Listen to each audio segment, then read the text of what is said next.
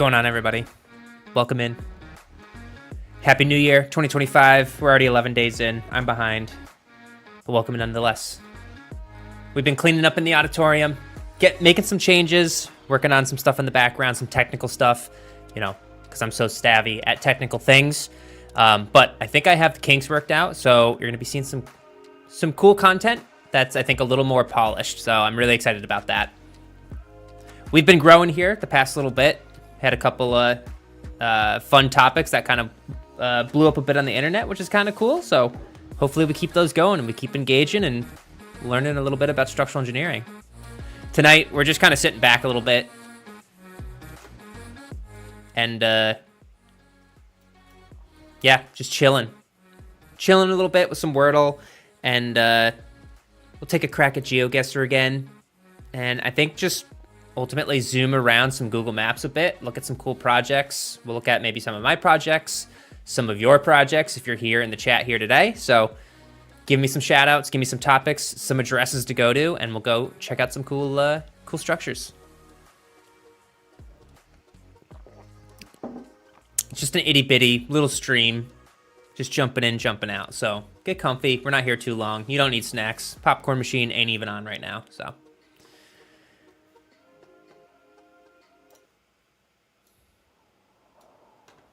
All right. Crazy one to start with, but we're gonna... Yeah, not the greatest. Not the greatest. It's all right. Maybe like a little plaid action. I'm not gonna lie, if I did 2 rows of all grays, I feel like that would be just as impressive, but here we are. Something to work with. Stop, what? Okay. Wow.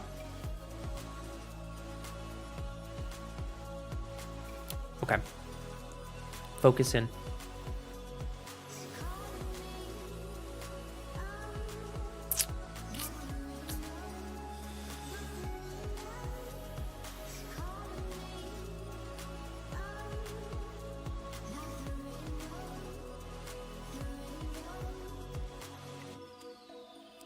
Andres, welcome in. Is this a 256 game? If that's the game I'm thinking of, man, I used to play that all the time. Is that the squares that keep doubling to create larger and larger numbers until you have to get to 256? Guessing, right? Is that what I'm remembering? Oh, I would have loved to do a little drift. It would have been fitting for the engineering side of us. Alas, though.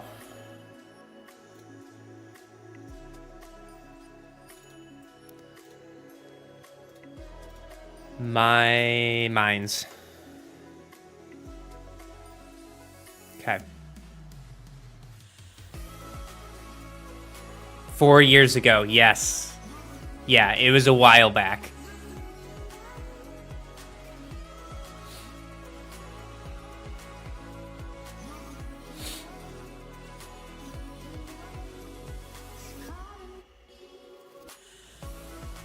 So we do start with a D. It has to be.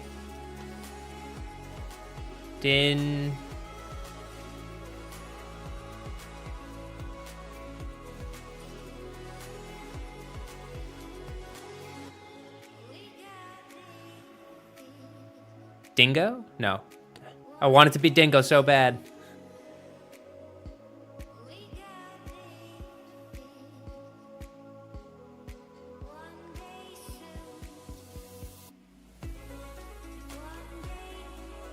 Dinny? No.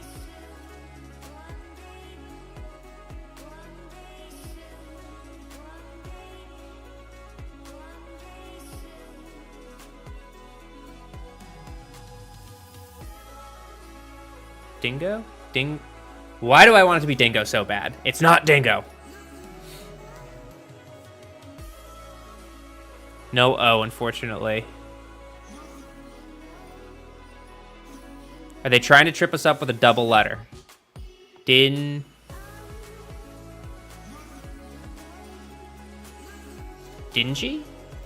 No. Get out of here. Dingy? Could it be? Come on now. Come on now. Drury rim coming in. Yes, sir. Dingy. Let's go. All right. All right. The juices are flowing a bit. Let's, what do we got going on here?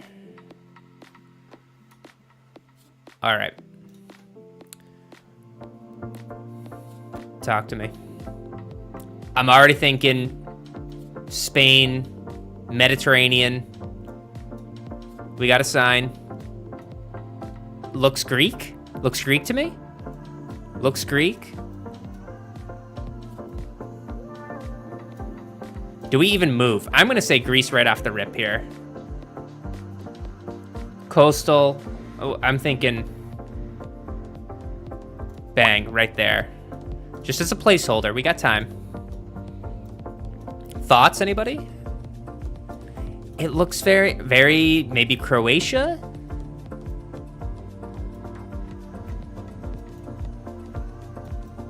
Italy, maybe? No, because the sign, I feel like the sign wasn't in Italian.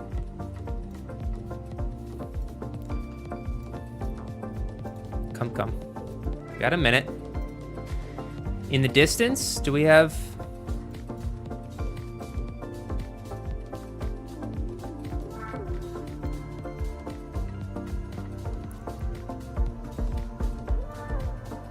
What are we? It almost looks Russian to me. Am I tripping?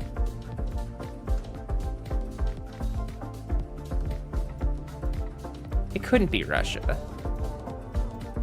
Oh, Ukraine maybe? Whoa, that'd be kind of wild.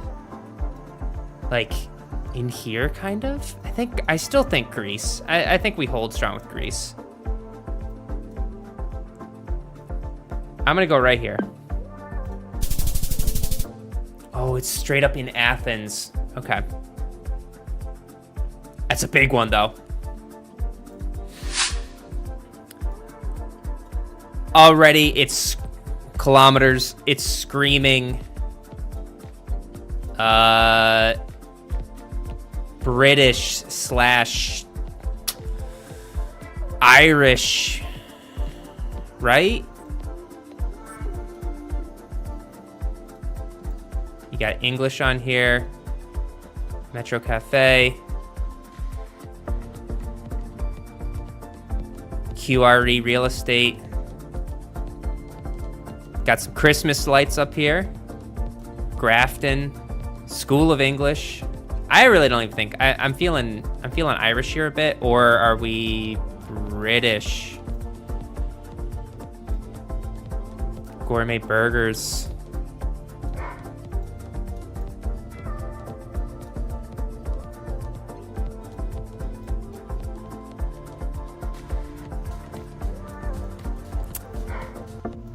Explore a little bit. We got a minute. Heineken. Where is Heineken? Well, Heineken is Amsterdam. Oh shit. Am I? No, that's Irish to me. We're gonna just dunk it right on Dublin. We're gonna call it a day. Come on! Come on, let's go! Damn! Alright. It's time to absolutely go 3 for 3. Already. I'm thinking Spain. This looks very Spanish.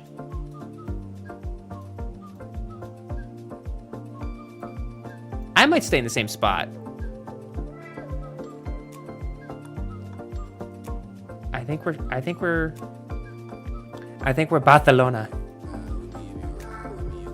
Let's just go. And then, do we have any roundabouts?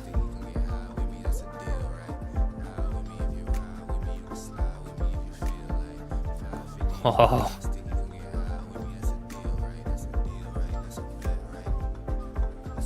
Let's do this. And let's just look real fast.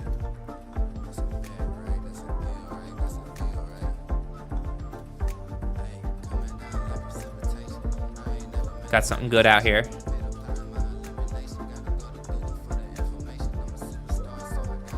Bon Basso. This isn't French, is it? Havia Nor... No, I think it's Spanish.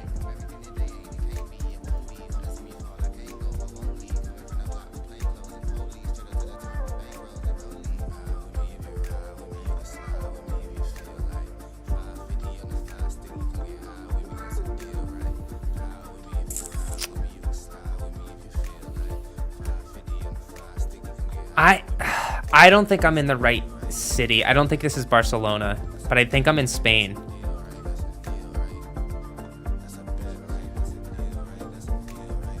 Six seconds. Oh no. We're gonna have to hit it. Oh, it's Italy. No. It was Italian. Oh, it's Milan.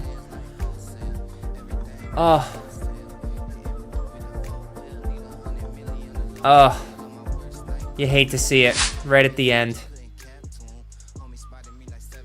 Oh.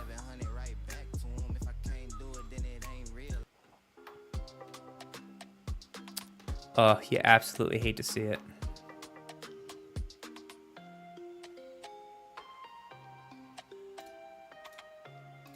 All right, let's hit some Google Maps.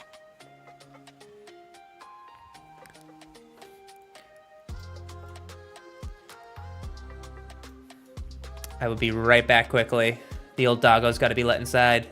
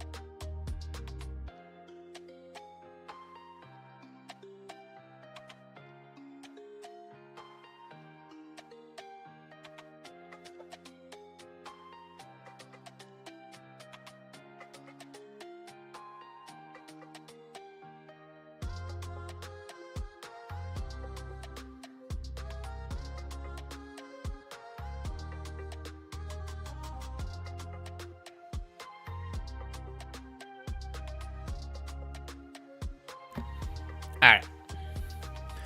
Where should we start? So last time we did this, it was a little impromptu, but I had a lot of fun, and I think a couple people that I was chatting with were having a lot of fun too. So we're just gonna kind of cruise around Google Maps. I'll show you some cool structures that I find interesting, or that I've worked on, or that are just unique in general, or we can just go scavenge and look and see what we find. And then if you have any projects that you've worked on that you want to show that we take a look at from, Street View, let me know in the chat and we'll go head that way. One that I can think of off the rip that we're in the Pacific Northwest right now is Timberline Lodge.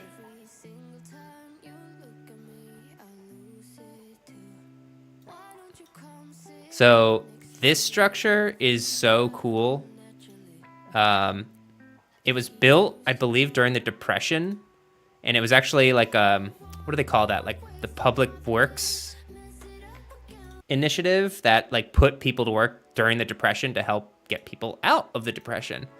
But as you can see from this video, or just from these photos here, the snow load on this is just absolutely crazy. I think,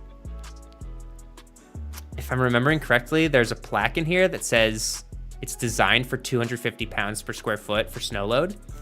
And I've actually also helped out with some TI work in here, just some small stuff here and there, but I got my hands on the original blueprints of the building, all obviously hand sketched and drawn and drafted, but really cool documents to look through. They're they're works of art by themselves. But yeah, just some gnarly snow loads. You can tell the efficiency of the structure is probably lacking from those icicles. I heard that's like a tell, or trick of the trade kind of thing. If there's a lot of icicles forming on buildings, that usually means there's insulation issues, and you're having a lot of heat loss, especially at whether that be the roof, and then the snow is melting and trickling down, and then it's freezing once it starts dripping off of the roof, or you have heat loss where the wall terminates and meets the start of the roof, or the eave of the roof. But yeah, they put up this little temporary bunker, we'll call it, for these staircases that go back all the way to like the face exterior of the structure right here, just because of the accumulation of snow. But yeah, really all heavy timber, old school, heavy timber before mass timber or anything like that was in the US. You just had to cut down really big trees to make structures that were like this, that could withstand the design loads and the environmental effects. But really beautiful work inside. If you find yourself in the Pacific Northwest, head over here. It's a cool building. Here, let's see if we can. Got some photos.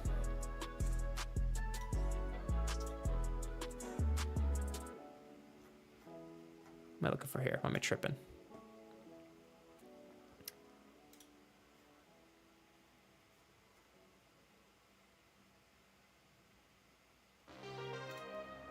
Oh, wow. I think they just redid their pool. Not that that's what I'm looking for, but... Ah, here you go. Oh, that's cool. You can walk inside. So there's all that massive old growth timber that I was talking about before. This is kind of one of the main, like octagonal central cores of the structure. But just huge, beefy trusses. This is a chimney at the base. It's like a I think it's like a 5-sided chimney. And it's also structural, something that I don't think you're allowed to do nowadays, but I'd have to double check the code on that one. Chimney acting as a load-bearing structure. Just huge trusses holding up that roof. Big timbers. No plywood here, no 2x here. All solid, son. Awesome.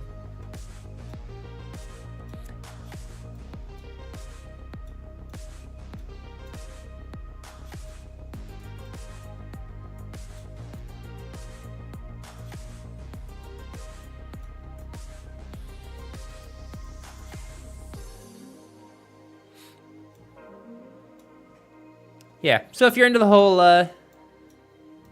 log cabin kind of thing, it's cool. It's a cool spot. It's a cool feeling inside, especially in the wintertime when you're kind of like have that, trapped in, gloomy, snowy, extreme weather outside. It's really nice.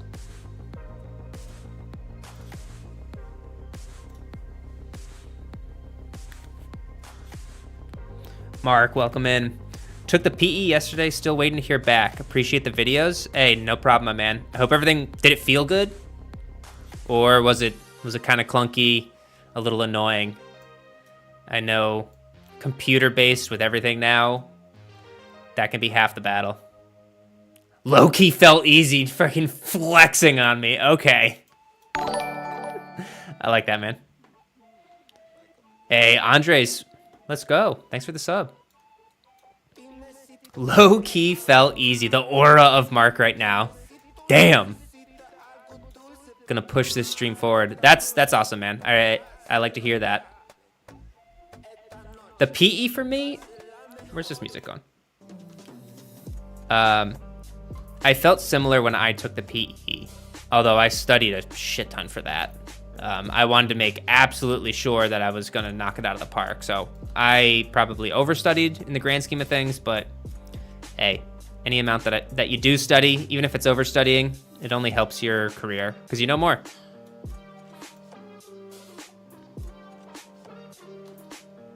Without breaking my NDA, I had a lot of geotech questions. Yeah, sometimes it's how the dice roll. I'm trying to remember. Structural specific, I think I rolled the dice with masonry questions, and there wasn't a whole heck of a lot of masonry when I took my exam, so that was clutch for me. Dennis Cruz, welcome in. What's going on? What's going on? Studied for like 2 weeks. Yeah, you don't want to know how long I studied for. That's nice, man. And anybody unaware, what Mark is talking about with the NDA is you can't, first rule of Fight Club, can't talk about Fight Club. They picked up the same rule for the PE exam, can't talk about the PE exam. So you have to stay really broad, really vague. You can't be given clues as to, you know, exam problems for people to study. They switch it up every time, so it's not like it's the same exam that you just get to say, oh yeah, it was BA, BC, DBA. But to keep a healthy kind of word or bank of problems, they don't want everybody just talking about it 24/7. So you are contractually bound to not talk about it.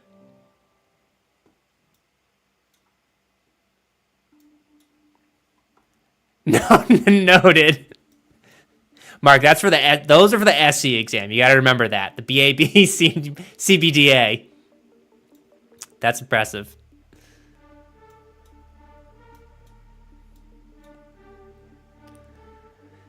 Dennis, looking for a video of all the books besides the codes. All the books besides the codes. What do I got next to me? What do we got? I have only codes next to me. Shit. I have... Whoa, we just went hard on this playlist. Let's back it up. Let's back it up. I think it's like oh, what is it?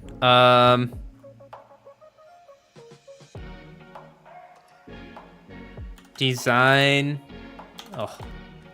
Design of welded structures. Is this the book? Yes.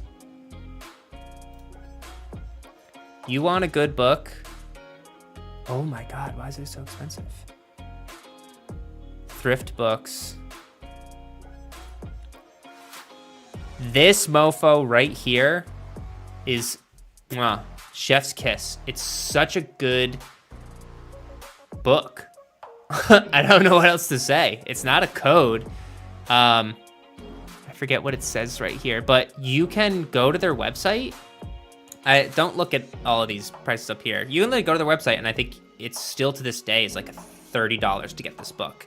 I bought both of them. It's like the design of welded structures and the design of weldments, but it goes really into the depth of, the James F. Lincoln Arc Welding Foundation. Go to it. Go to the foundation. Don't get it off of Amazon or something, because they're priced really, really cheaply and a ton of info. Teaches you way more than you'd ever want to know about welds, welded structures, all that kind of stuff. So it's cool. And it's got some great tips and tricks. There's famously like 2 pages in there about weld calculations that I think just about every engineer copies and then puts in their cubicle and references like on the daily when they have to do a weld. So that one for sure.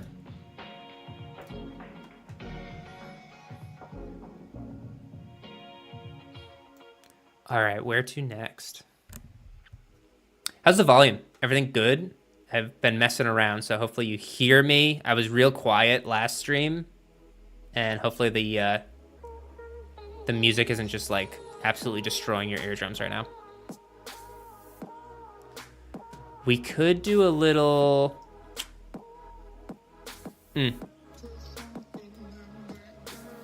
No, we won't go to the stadium. Where do we want to go? Talked about the airport last time. That's what I did. That was like four years of my career when I was out here. This parking addition right here was 4 years of my engineering life. And I didn't even do anything with the superstructure. Everything was below ground for me. But worked with a lot of really great, talented engineers who knew way more than I did. And they were nice enough to give me tasks and show me the way when I didn't know how to do things, which was quite often early in my career. You see this little down ramp though? This solid section right here where it turns into solid walls. That's your boy right here. Did that. That was fun. Did that guy. All right.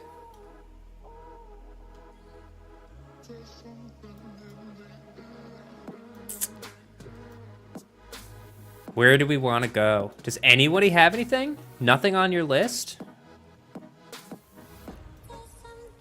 I could do...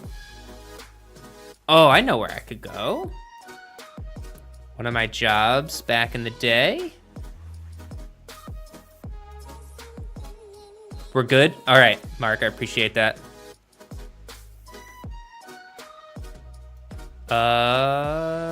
Where are we on this great journey? Lafayette. Yes, sir. Just off of the main road. Right here. Let's see, is Google Maps updated? Yes, it is. Jack, welcome in, buddy. So this is the Lafayette Fire Station. This was one of my projects back in the day as well. I helped out a lot with this one. This one I was I had a project engineer or a project manager, but I was responsible for just about all the calculations and, you know, getting the drawings to permit level and then all the way through construction. I was on this job doing CA. So I don't know if I remember everything about this job, but I remember a lot about this job. Simple building. I say simple. Looks simple. There was some unique architectural flair to it that made some fun, unique structural challenges to get over, to make possible. But overall, you know, single story apparatus bay, and then you got some sleeping quarters for the firefighters and an office and admin and stuff like that. A little bit of mass timber in there. I think this was my first taste of mass timber. The apparatus bay roof is CLT panels supported on top of glulam girders, supported by steel columns. And then the rest of the building is like conventional stick built with TJI joists with, you know, a plywood diaphragm type of thing for the rest of the building. But yeah, got a nice little taste of the mass timber, which was fun, and it's a cool appearance. Let me see if... trying to see if I can...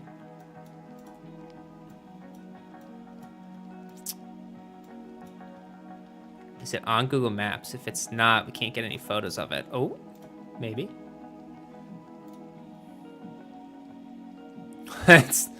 So... Wowie. That ain't gonna help. No photos of the inside. Okay.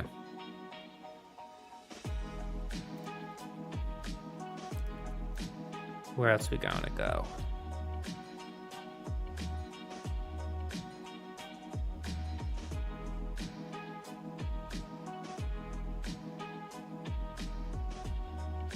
Try Bing Map. It's more updated. Let's see. Don't make me regret this.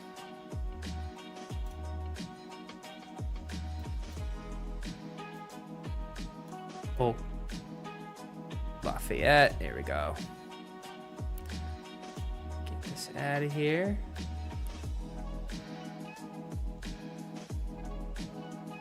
Where are we? Oh, satellite. Ooh, looks kind of clean.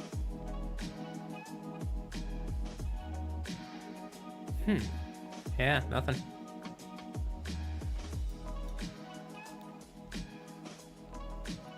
How do we drop somebody?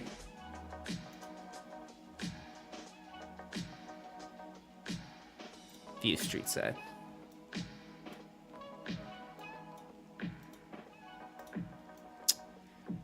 Nope, nothing. All right. It's all good.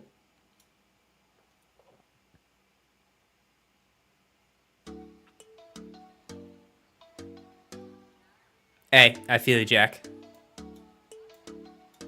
Could have been exactly what we were looking for. I got another one. I wasn't here throughout its completion, but I did help out with the Humane Society's, these 2 new buildings that they got. It's like the behavioral lab and then the hospital. Let's see. I feel like it's gonna be a lot of photos of animals. Yeah, this new one. Yeah, I never got to see it complete. This is the main entry. I know exactly what this is. A lot of animals. True. Don't hate it.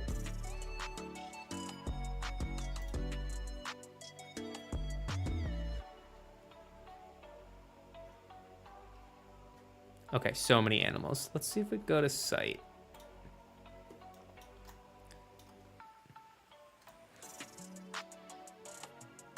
Yeah, this one was a mix of, so I worked on this one, which I think was the hospital, if I remember. And the back one, a friend of mine worked on, coworker, and I was not involved in that one. But this one was open web joists. They were hybrid, so they were, if I'm remembering correctly, like structural composite lumber cords and then steel web members to get your composite open web joists, plywood diaphragms, and then there was conventional lumber in places. There were glue lamp beams in places. There was miscellaneous steel. There was structural steel. It was actually a pretty unique structure with a lot of complexities to it. And actually it was really heavy because there was a gypcrete topping, and then there's a bunch of hospital equipment in there as well. So you definitely had some hot spots of higher loading than normal for a wood structure. So it had to locally strengthen in certain places and make sure all of those loads were carrying through down to the foundations. This entryway area here was an interesting little puzzle to figure out with the overhangs, with the the waterproofing systems, and tying it all together and making sure the structure was jiving with that. And then, okay, this is coming to mind. There's this little pedestrian bridge that goes from, you can see the parking lot here, to the second floor, of the hospital. So my buddy did that bridge.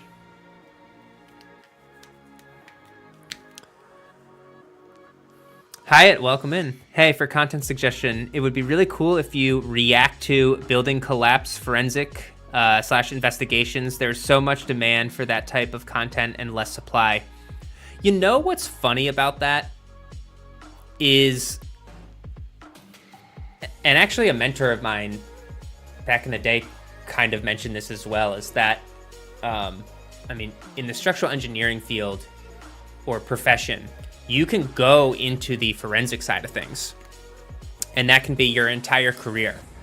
And it's a really admirable career. It's really involved. It's really technical.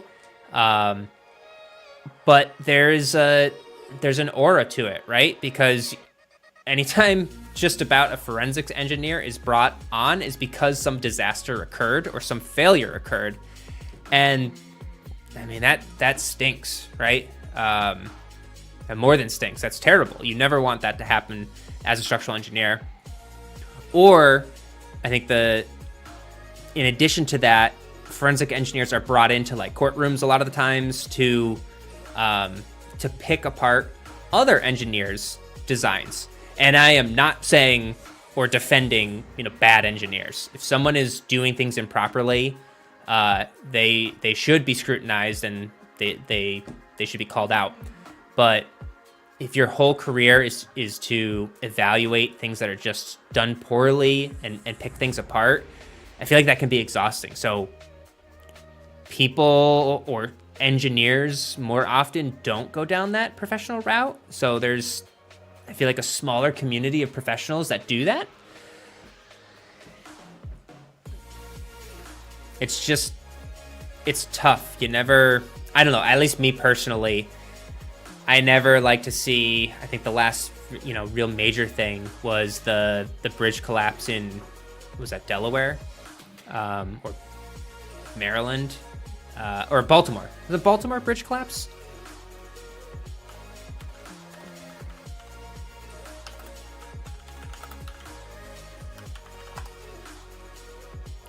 Yeah. I know there was a decent amount with the ship impact and the review of this, but just a really, really tragic thing that I don't know if I personally love to review disasters, but I can take a look. If there are instances of failures when there's not a loss of human life, like maybe it's like a cell tower out in the woods or something and something strange happens, that could be a cool thing to review. But I don't know. Yeah, it's just, there's a vibe to it. There's an eeriness to it that throws me a little bit.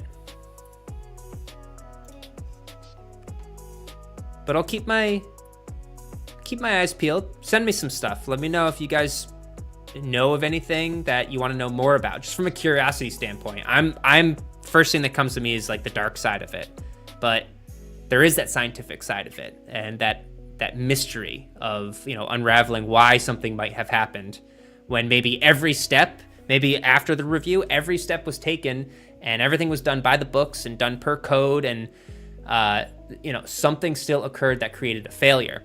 There's really famous books on that, with some historic events in structural engineering where things like that happened, that are actually a really great read.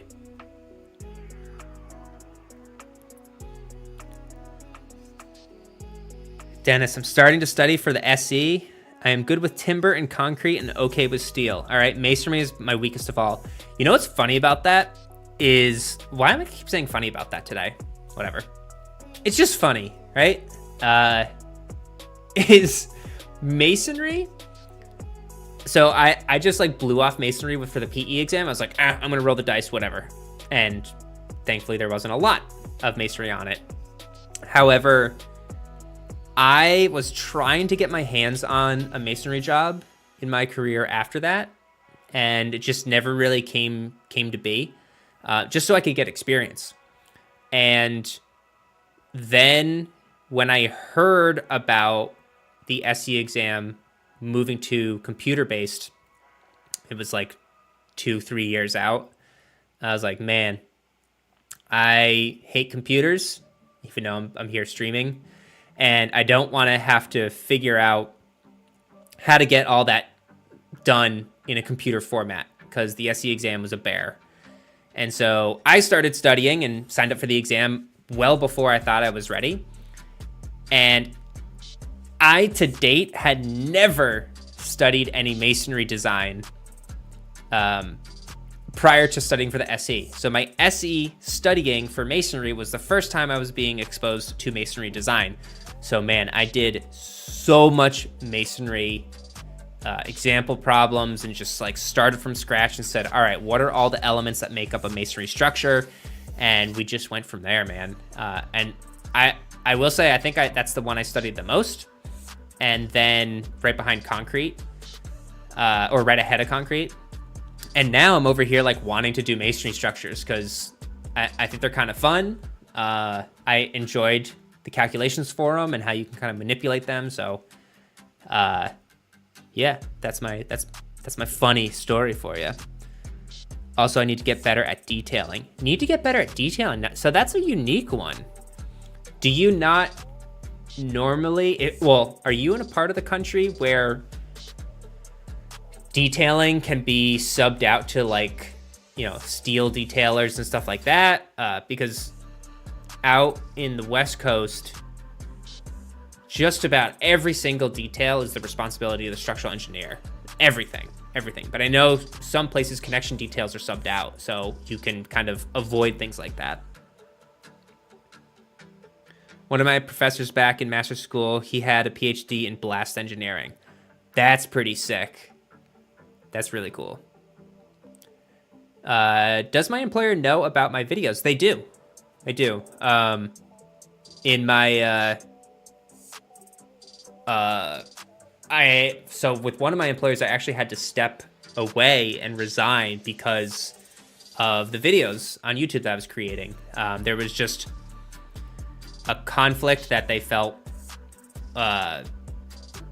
arose from what I was doing, even though, I made it crystal clear, black and white, drew a line in the sand and said, that's my professional life. And then this is my extracurricular activity, and kept them completely separate, never mentioned names or anything like that. And it just ultimately didn't work out. So I decided to resign from that company. And then ever since then, when I have, interviewed for jobs and stuff, I put it out there on the table to say, hey, I do this.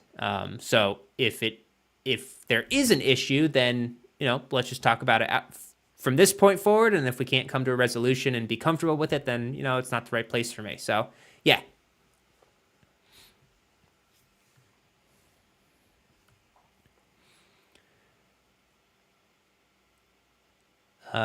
Professor back in the day wrote our book in masonry. He was kind of famous. Dang. That's sick.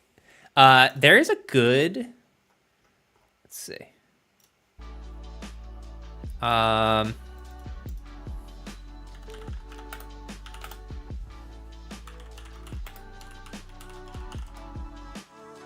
PPT.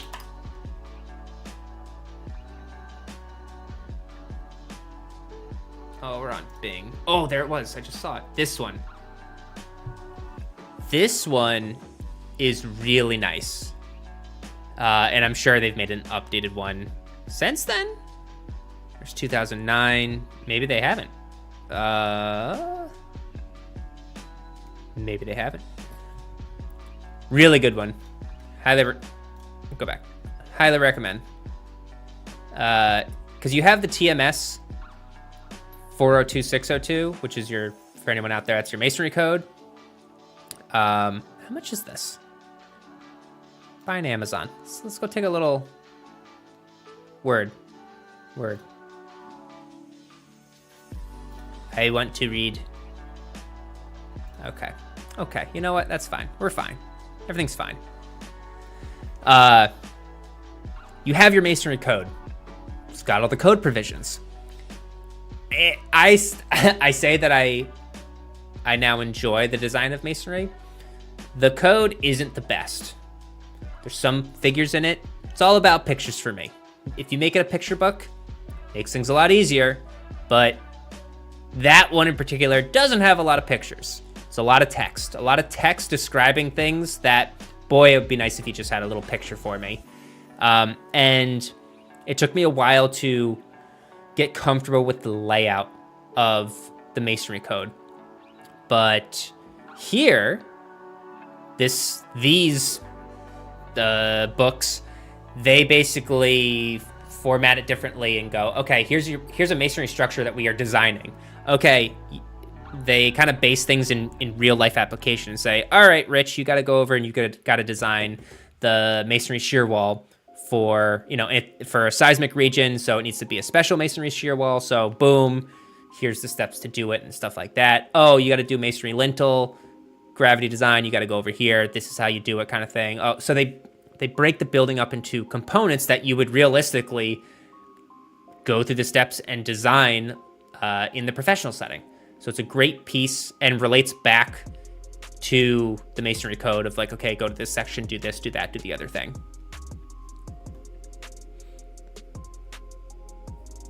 You have the 2009 version where I saw it right here, right? Yeah, 2009.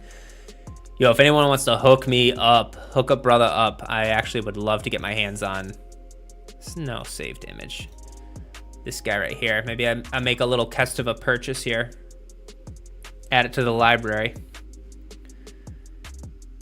The problem with me is that I spent many years doing residential, so my exposure was not that great when it comes to big buildings. Yeah, that is, it's never too late, right, to start doing new things, but I will say that might be one pitfall to watch out for any young engineers out there, is that you can get into residential design, which is significantly different than commercial design. It's just a different, well, for one, depending on where you are, it's just a different code altogether. So a lot of it for commercial and above stems off of the IBC or state-specific code. So here in Oregon, you do have a state-specific code.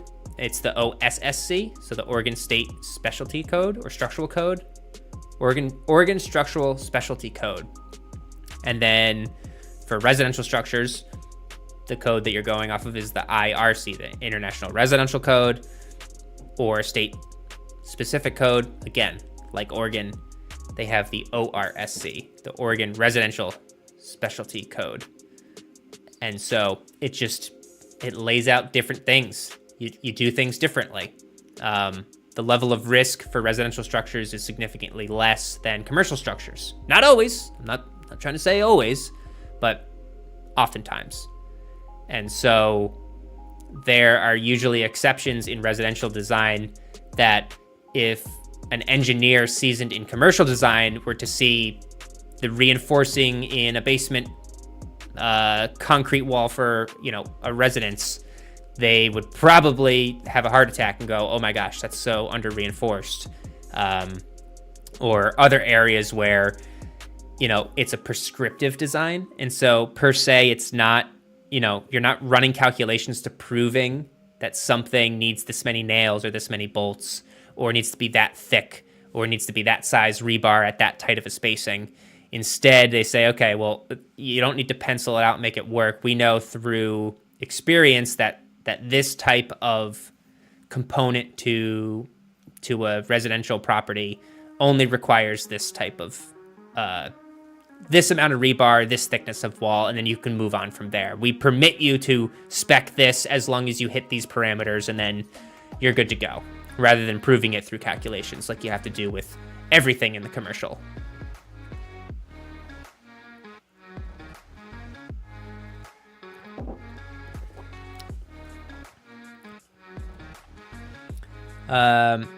There's a free flip book, but they don't publish hard copies anymore. They were selling them for $10, LOL. Jack, are you talking masonry still? Because weren't there was the cool, I've seen, like, what is that called? Codemasters? Let's see if we can find it. A buddy of mine. Codemasters Masonry. I feel like, oh, I mean, they're going to show me they're going to show me it. So these things, actually the engineer that I was mentoring, he had these, and I was like, oh, what the hell is that? And yeah, I took a look at it. Oh yeah, here you go. Like, what is this one for? Oh, this one's for wood. Oh, whoa. But it basically, I might get my hands on all of these too. God damn.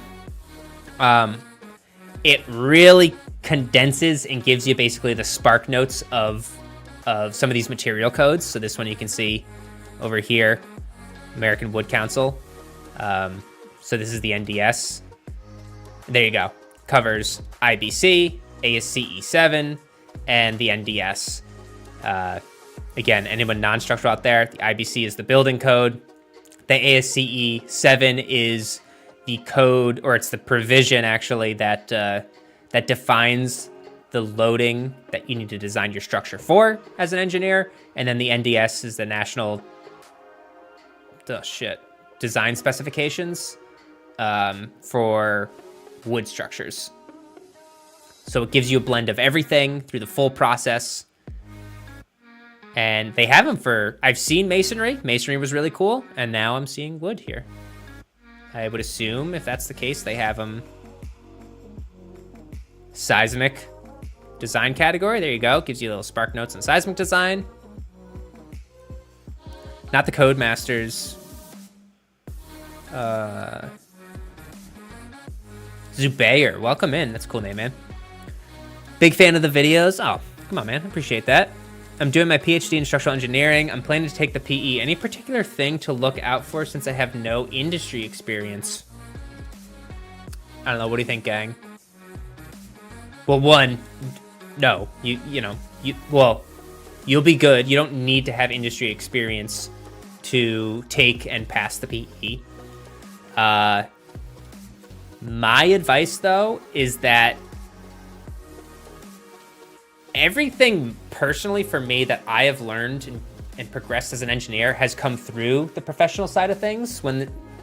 My brain needs to be exposed to real life problems. You know, I'm not over here doing so well sitting in class learning about, I don't know, torque or something. Instead, I want to work on an engine and there's a bolt that is stuck on and needs to get taken off in order to get this component off so that we can work on the engine. Oh, I can't take it off with my fingers. Hey, someone passes me a wrench. That wrench provides that leverage, provides the torque, if I'm saying that right. I know it as moment to release that nut because it gives me that lever arm, blah, blah, blah, blah, blah, blah. So those types of hands-on learning or real-world problem examples help me solidify topics rather than just straight up, you must do this, you must do that. I need to know the why behind it. So real projects aided me with expanding my engineering knowledge and better prepared me to take the PE exam. Still had to study for it, but that's my 2 cents on it. So without the industry experience, I would struggle, I think. But I know there's a lot of people, I think actually I just saw someone, Jack said the PE test is mostly an academic practice. So at the end of the day, it's still a test. You're still showing up. You still have problems and a limited amount of time and, specific tasks and topics that are boiled down for you to prove that you know what you're doing, which is very dissociated from the professional field. So from that aspect of it, if you're just taking a test, the academic side of things, if your brain is conditioned to do that, study, take tests, repeat, then you can have a leg up from that perspective.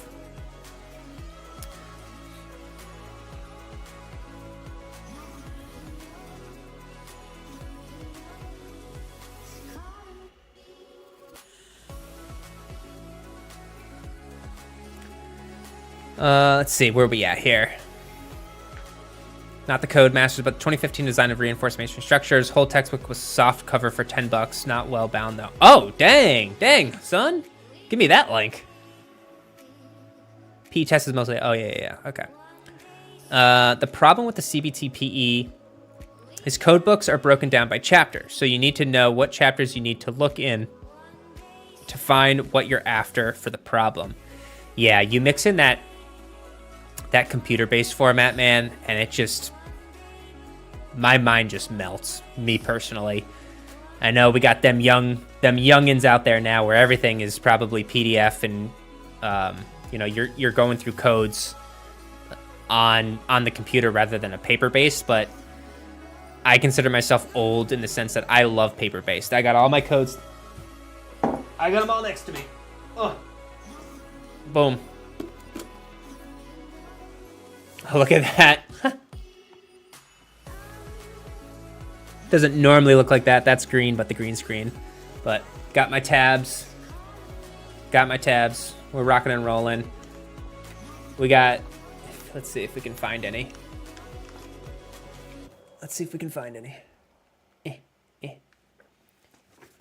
You know, I got things underlined, highlighted, I mean, all throughout my code. That's just how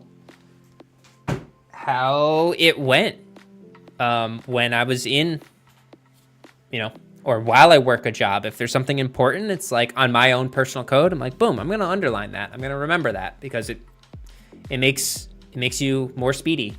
And that's part of being an engineer is quickness, you know. Time is money, just like every other career option, I guess.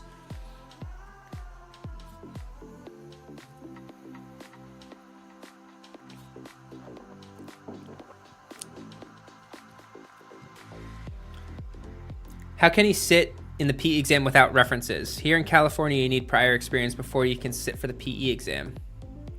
4 people need to serve as reference. Master's counts for an additional year of experience. PhD might count for experience as well. I had professors. So, also here in California, you need to take surveying and seismic exam. Yep, that's definitely unique to California. Yes, California seismic exam is a separate exam and survey exam is a separate exam.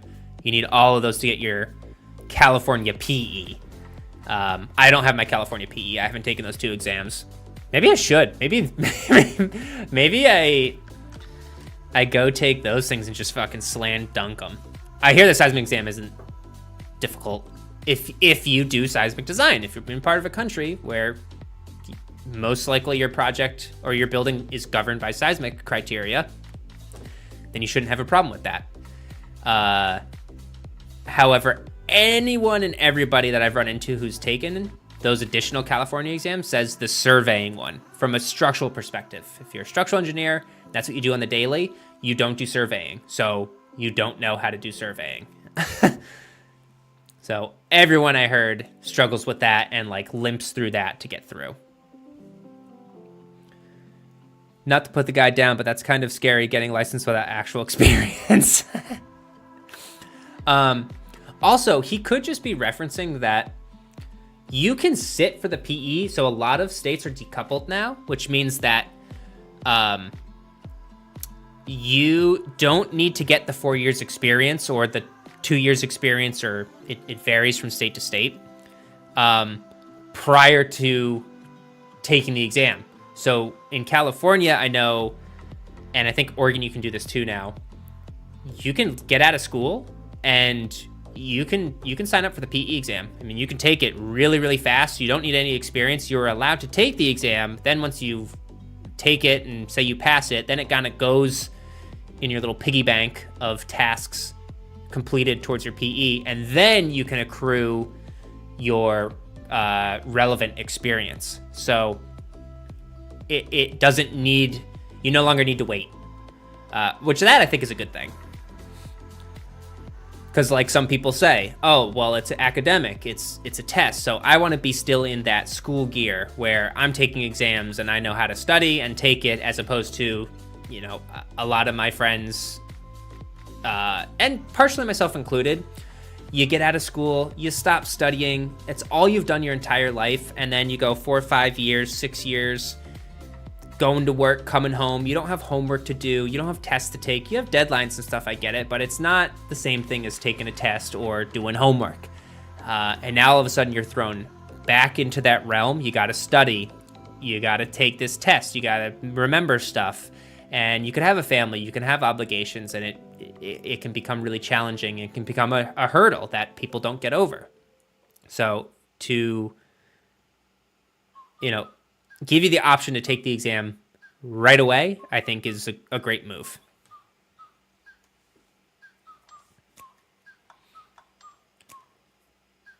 A former boss with 30 years experience tried to transfer his SE/PE from a comparable state, and they wanted him to take the seismic survey still. He's like, fine. He's like, you really want to go down that road? I'll go down that road. I want you to watch me do it too. Certain states decouple experience and ability to take the exam entirely. There we go. Okay, boom. I'm not reading chat. Mark's already all over this. I'm from Chile, and the NCS allows me to take the PE exam with no U.S. experience. There you go. I mean, hey.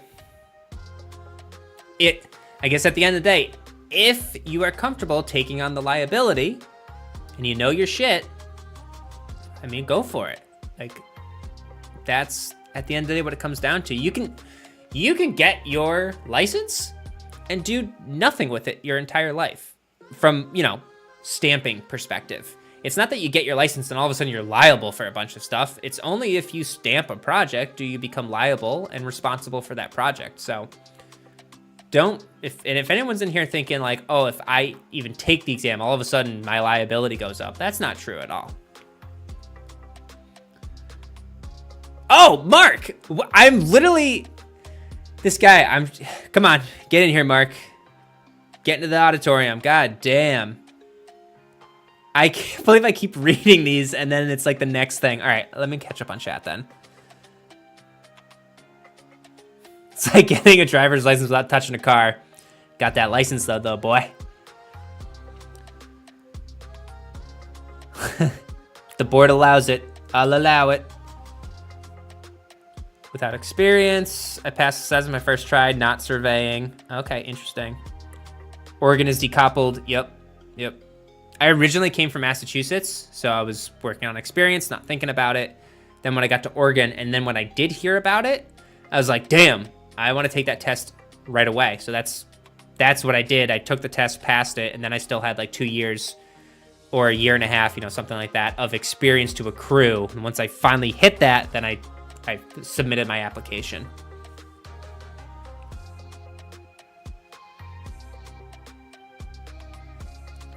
I work for the government now. Hey, Joe Chen.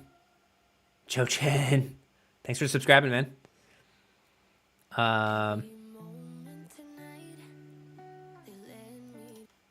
Let's see.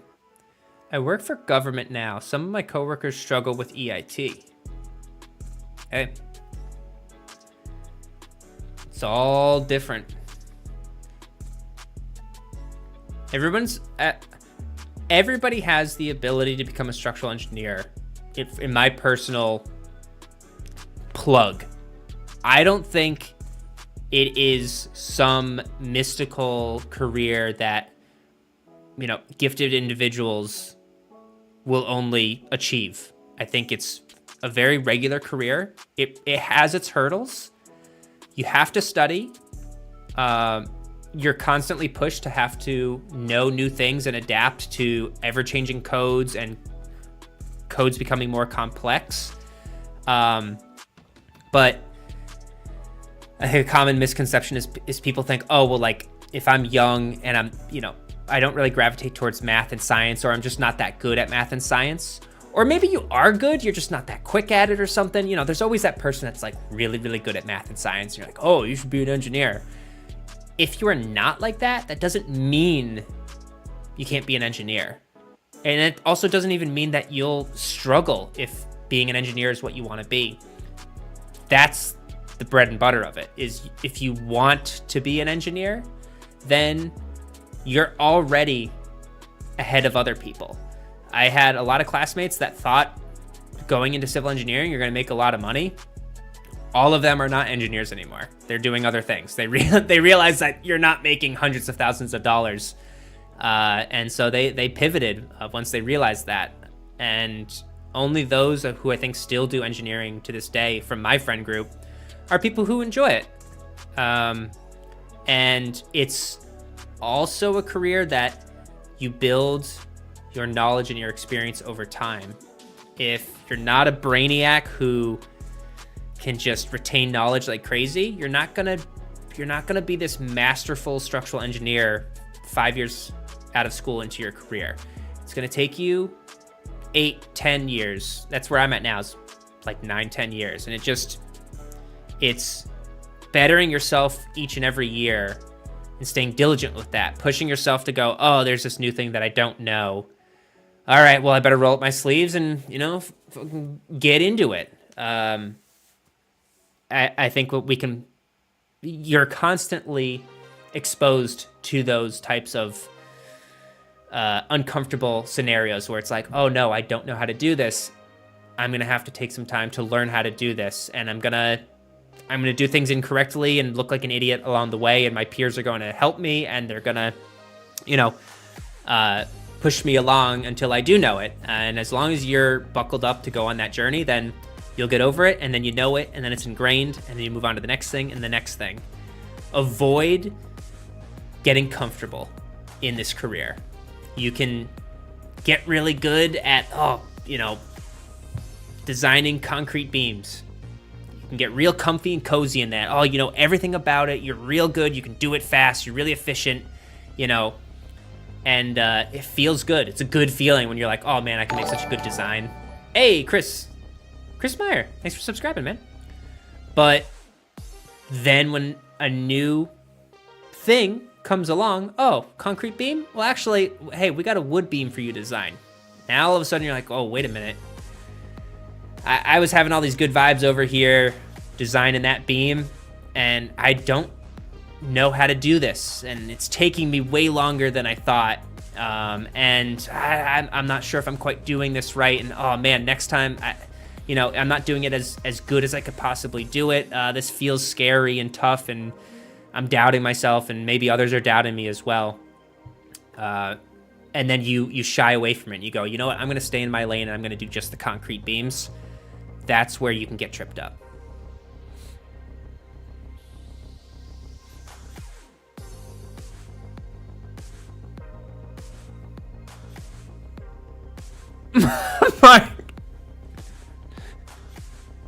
Mark throwing out Wolf of Wall Street quotes. I'm here for it. Oh man, you show me a pay stub for $70,000, I'll quit my job right now. Yes, sir. It's all sparked from Dennis making $250,000 doing engineering. Teaches at a university too. Doesn't feel like work because he loves what he does. Let's go. Dennis, shut up. Oh, that's awesome. That's a dream, right? Hey, if you can love what you're doing, you can make bank like that. That's nice. That's nice. I got nothing but applause for you right there. Let's get that bag, son.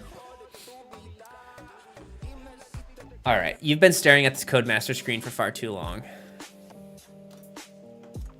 But hey, I forget who it was before. Codemasters, there's some other great stuff.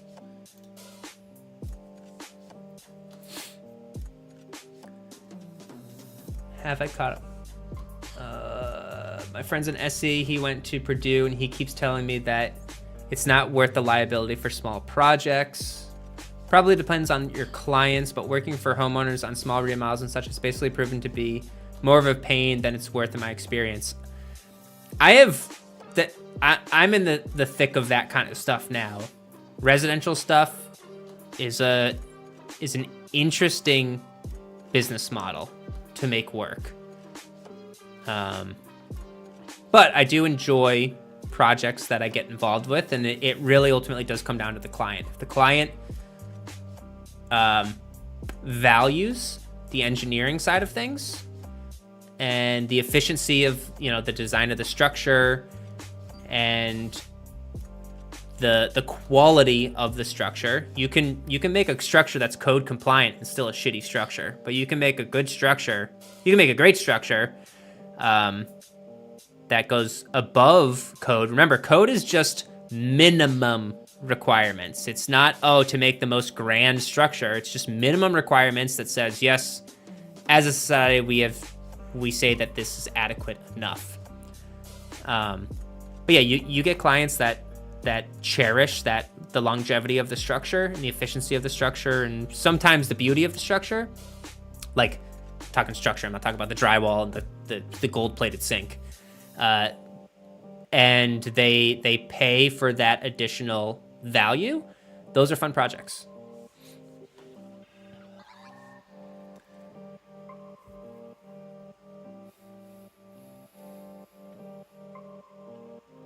Maybe 80-20, yeah. Yeah, you spent all your engineering fee for a residential job and you haven't even touched a calculation or a detail yet. EB, any tips for studying and passing the FE for someone that graduated school a long time ago, back in my day? I'm gonna zoom around while we keep chatting. Does anyone have a job that we can go to and we can go look street view? My God. What do I have? It's funny, I went on like a 3-year gap, almost 4-year gap, where all of my jobs got shelved after the design was done through one means or another, which was a big stinker because I couldn't do the construction side of things and see my projects come to be a reality. From a liability standpoint, however, those are great jobs, right? You do all the work and then it just gets shelved. That's also a common engineering joke. Hey, we got somebody. 140 West Fordham. Let's go. So studying for the FE, graduated school a long time ago. Get some study manuals, get practice exams, and use the reference manual that they provide you to take the FE exam. Keep that. That's now your morning, noon, and night. That's your freaking Bible, man. You're gonna know that inside and out. Even though it's computer based, you can get a paper format, or you can do it on the computer if you have one at home. It's a free download, I believe. Use that while you're studying the practice exams and the practice problems. Don't try to just solve the problem from memory. Look at the problem and then track down where in the reference manual you would need to go to get the equations, even if you know the equations, to solve the problem.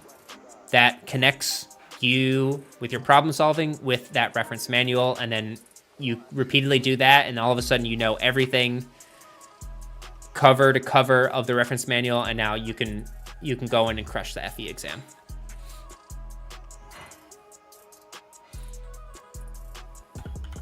All right, 140 West Fordham. I gotta redo my mic position. It's just in the way of my keyboard. Fordham Road, Bronx.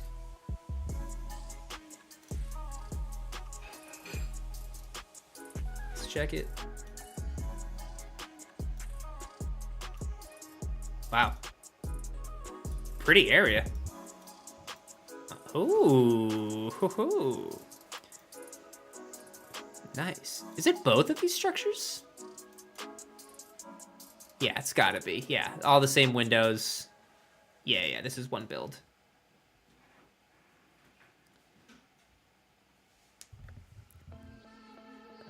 All right.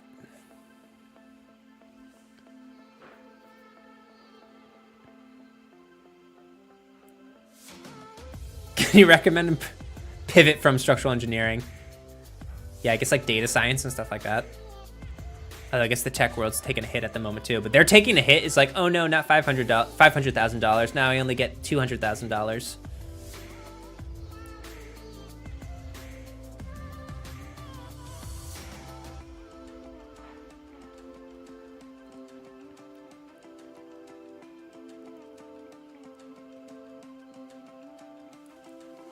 See, that's why I make that. Overtime, residential structural engineer, 60, yeah, okay, yeah. They always deviate from plans. Okay, here we are. That's one structure. Why the split color and facade? All right, so this is Jack. Yeah, this is Jack. What you got for us? 7 stories. That's clean. That's a clean building. I love the brick. It's beautiful.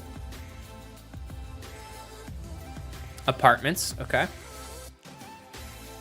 Light gauge steel joist to steel beams and columns. Tons of rock chopping. Oh yeah, isn't I'm just gonna call it New York City, the island, the peninsula of New York City. Isn't it a ton of ledge? Is that true? Isn't that how like a lot of these skyscrapers are possible? Is that they can drive piles down onto solid ledge? You'll see a mountain we took down to demolish. Shed in the garage almost longer than the structure set. Rock chopping. Split color because of architecture. Oh, and then it splits back, right? Oh yeah, there we go.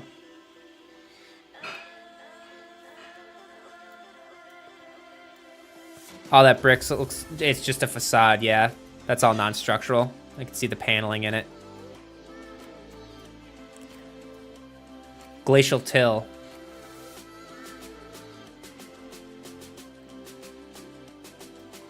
Okay, let's go back in time. Talk to me. 3 years ago. What was so wrong with this? I don't know. Back in the day, it looked a little bit better.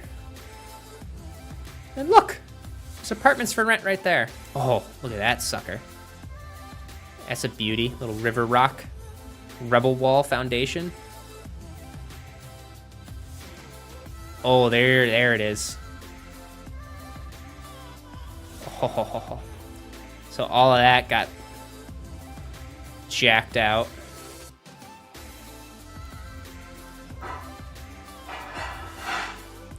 "2019's cooking." Look what they did to my boy. La Casa del Ninja. Oh. Parking for customers only, dog. I don't even know if I want to be a customer at this place. Happy hour, though? Could be fire. It looks like a really pretty area. This park's beautiful. I don't know the Bronx. I barely know New York City. I've only been there like 3-4 times. What do we got? Now we got 21. All right. A little bit of remnants. Scaffolding. What do we got? We got any advertisement from the architects? You know, always rubs me the wrong way is that at least what I see most of the time is when they're 2019? Nope, we're gonna go 2014. When the job site is fenced up and then, you know, there's like advertisement that's put up from the contractor. It's always, to me, the contractor and then the architecture firm. Where's the structural engineering firm? Where's the MEP designers, and anybody else? It doesn't need to be like a runway of freaking Daytona advertisements, but personally, I think the structural engineer should get some advertisement in there. Although you could probably say structural engineers are always trying to be risk adverse, and so they're not wanting to put their names up there if the GC does something really stupid and there's like a guy hanging from scaffolding. I could see that world. Engineers don't have the overhead to put up banners. That's facts right there. All right, so we were tires at one point in life, but I guess we're really here to look at this. Lighting looks nice. Why are we blurred? What's going on up there? That's really beautiful. I love it. That's slick. So you said basically steel, structural steel, and then like infilled with light gauge steel or light gauge framing.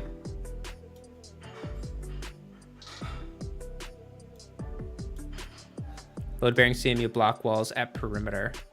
Ah, okay. So you got, is it CMU on the inside and then you have, it's cladded with the brick?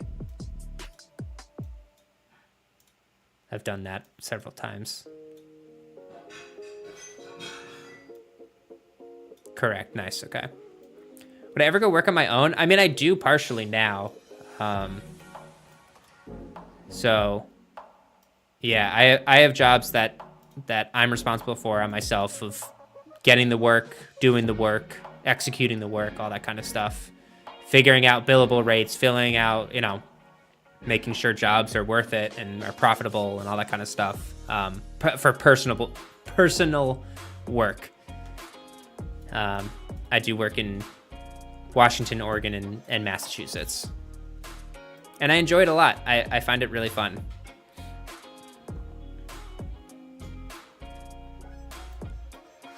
All right, I saw someone before.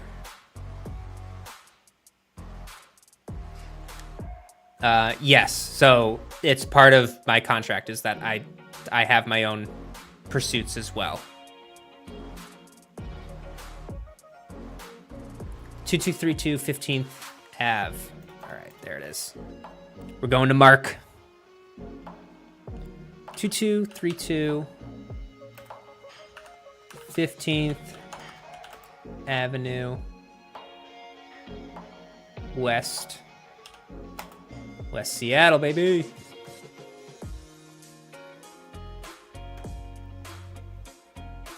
Oh, where did you bring us? Ah, okay. Isn't there a Whole Foods over here? I'm pretty sure I've been here. Right? Isn't there a street? Yeah, there it is. Oh my God, that's so funny. So I went to this Whole Foods to get some snacks, when I took my SC exam when it was computer-based in Seattle, right next to the Space Needle. Side tangent. Yeah, the Climate Pledge Arena. So I took and I passed my exam here. So I have good memories of this place. Where is it? Where are you? Right here. Exhibition Center. Right there. Right in the frickin' garbage armpit basement of this random ass exhibit hall. That's where I took my 8-hour gravity exam and I passed. It was so nice. The lady who was, or one of like the proctors, she was sitting right in front of me. I was in the front row somehow. And I felt really, really good about the exam. And I finished the 4th problem in the afternoon and freaking just like, I actually had time remaining, which was not usually the case for the SE exam.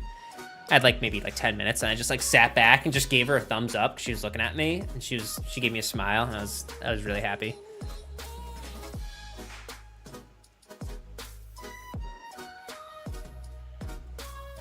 All right. Anywho, let's go over to, this was Mark's, right? Also, on our way there, I know I keep side tangenting. This Expedia, what I would assume is their now corporate headquarters. Look at how sick this whole, look at this. What? How crazy is that? I had nothing to do with any of this. I'm just admiring the building. It's so neat. I bet you that's really cool. And you got this cool twisty bridge.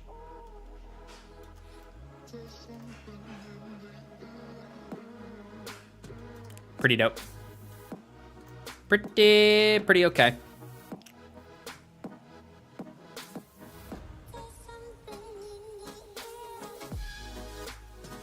Matt, welcome in.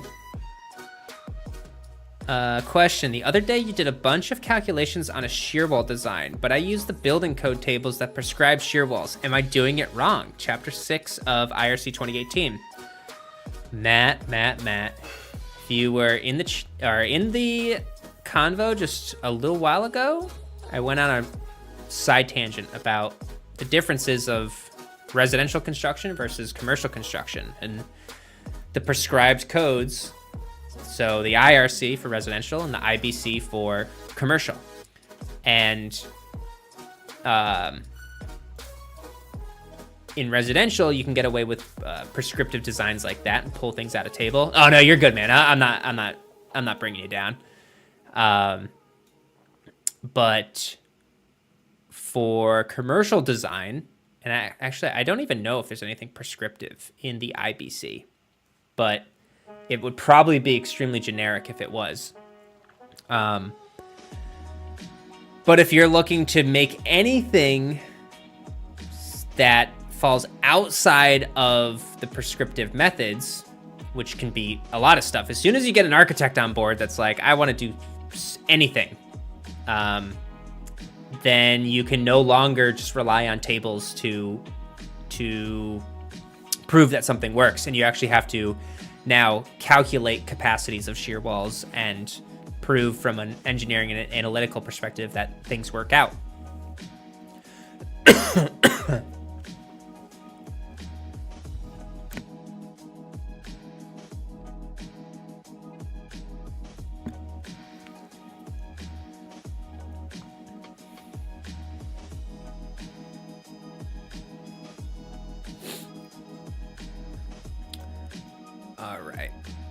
Yeah, no worries. Where were we? Wait, no. I just want this.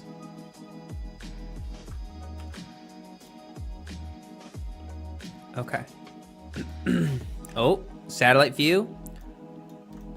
All right, very cool. Got a ton of shoring in there. Looks like, wow, that's deep. So I would assume underground parking of some kind. And also it's on this hillside. Looks like H piles with timber lagging in between, and then, oh, those aren't everywhere. Okay, you got your tubes in the corners, your struts. Yeah, H piles are wide flanges. This is the type of shoring design I did when I was at doing that airport that I showed you guys. If I still remember my terminology for shoring.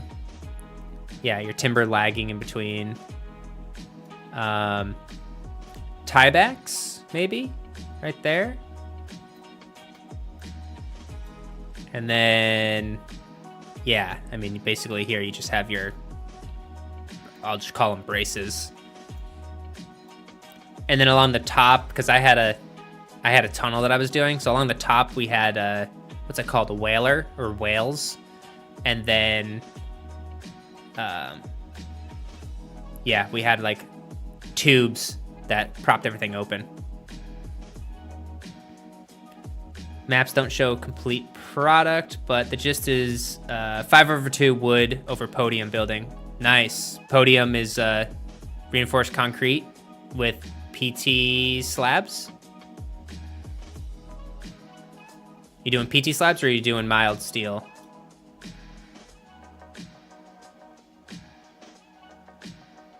Shoring is 2 layers of parking. PT, yes, sir.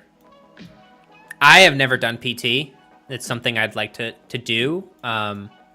Maybe I'm incorrect on this assumption, but I've heard that the Pacific Northwest, Seattle being obviously one of those places, is like also a mecca of PT. It's just, I guess, a lot of design professionals who kind of built up how to do these designs all kind of are located here. So it's done like everywhere. And then contractors learned how to do it because engineers were designing it, and then contractors got really good at it, and rinse and repeat now. That's like the standard quo for a lot of this stuff.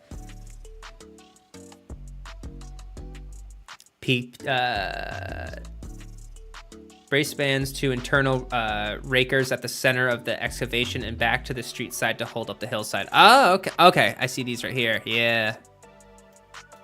Neat. Wow, neat. No, that's sick. That's really cool. Yeah, I only did the shoring that one time, but it was awesome.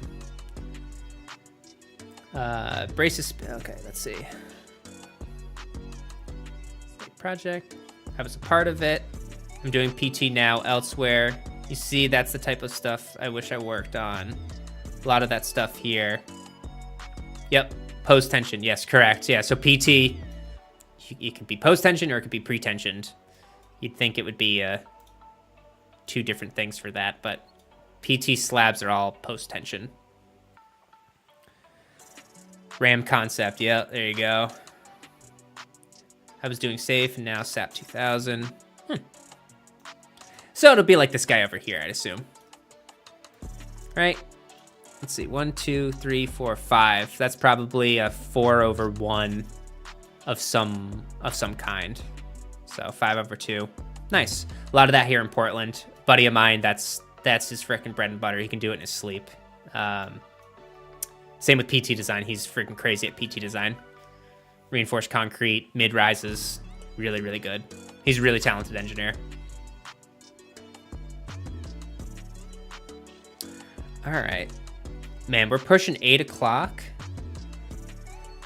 Let's look at one more spot. What do we think?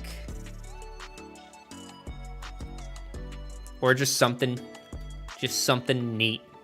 Actually, there is a neat one in Seattle here. Let's see if I can find it. It's a new high-rise of theirs, but when I was here, I thought it was really cool. Ah, there it is.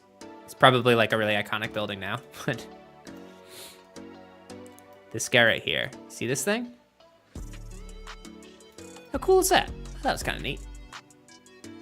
It's got a little bit of flair to it.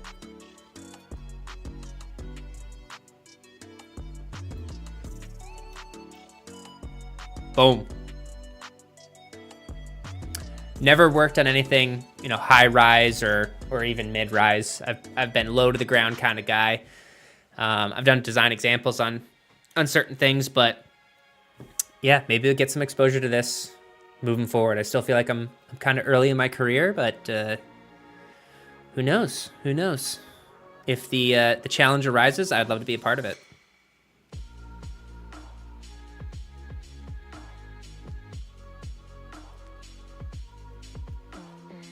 You guys are pumping me to leave my job.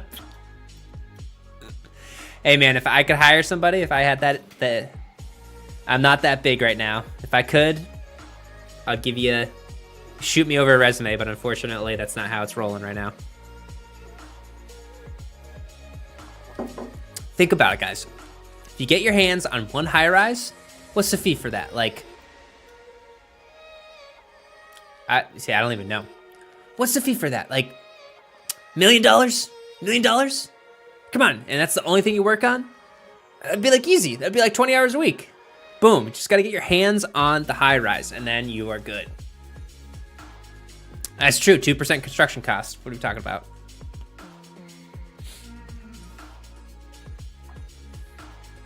$2% of, what do you think a high rise construction cost is?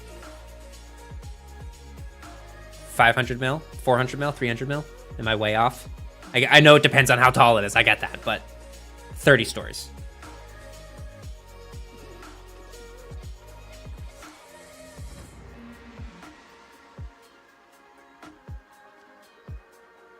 We can do it. What would it cost? $5? Joe, what's it gonna cost? You know, freaking and a handshake. We'll get that shit done. That's what the client thinks when the engineer comes on board. Like, how about you just do it for the people? You ever think about that? You ever stop being so selfish? And I already blew all my money on the architect, so you're gonna have to just pull yourself up by your bootstraps and get it done, all right? Don't talk to me about complexities. We're not changing anything. Just make it happen.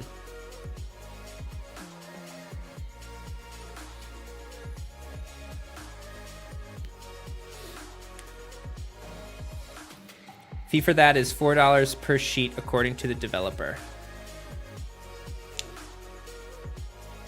If you guys open your firm, I will work for free part-time. Hey. We'll see what happens. Keep your eyes peeled. Who knows? Need a civil? Matt's coming back into the convo. He wants in. Or for lunch? Client, can I take you to lunch?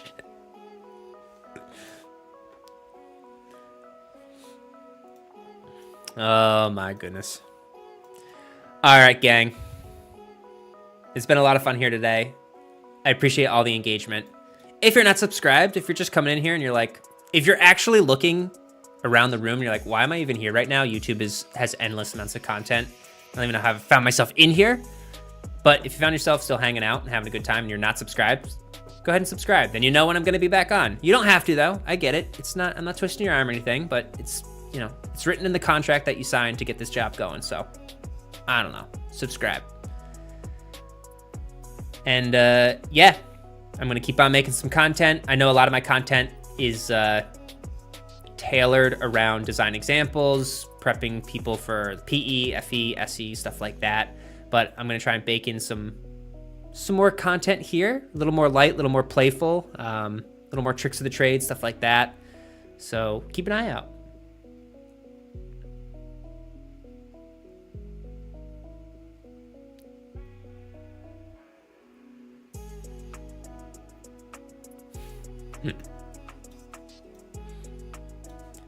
But yeah, that'll do it, gang.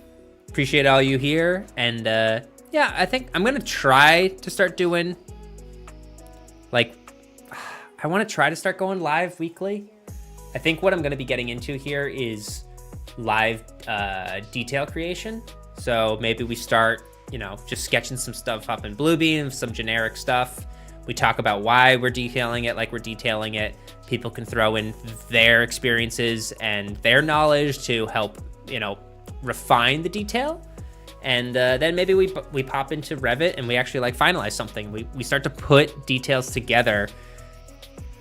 Put details together for each other. It's not you can go use this type of thing. We're gonna say it's just for educational purposes, but let's not hide behind these barriers. Let's open it up. And then yes, Joe's back. Live details followed by Outer Wilds. All right. I'm gonna do Outer Wilds. I might need to start totally from scratch because I don't remember a whole hell of a lot. So we're gonna be tossed in and be like, what? Yes, I will do Outer Wilds for show.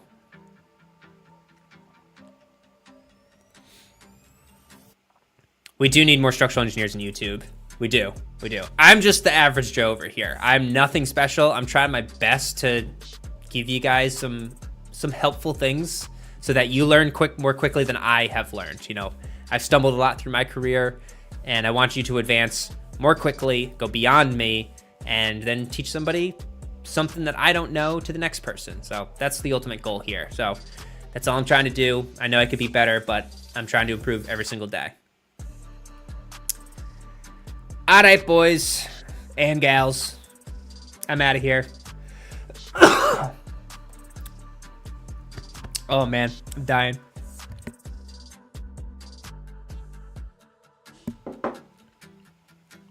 All right, lose my voice. Peace out, everybody. Enjoy your weekend. Look at that, I can't talk. And I'll catch y'all next time. This is Rich with Team Kestava.